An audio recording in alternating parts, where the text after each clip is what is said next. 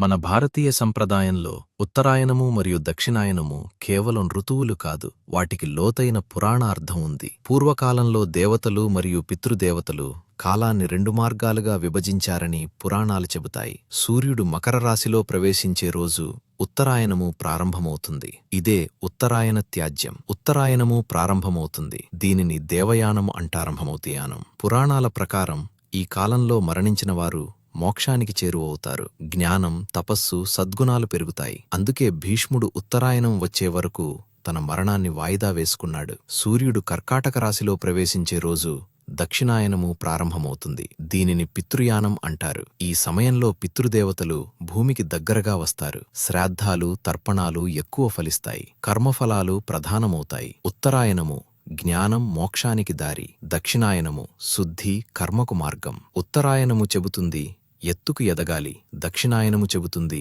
లోపలికి తిరగాలి. ఉత్తరాయణము మోక్షానికి దారి, దక్షిణాయనము కర్మకు అద్దం. ఇలాంటి మరెన్నో పురాణ రహస్య వీడియోల కోసం మా ఛానల్ని సబ్స్క్రైబ్ చేయండి. ఈ వీడియో నచ్చితే లైక్ చేయండి, షేర్ చేయండి.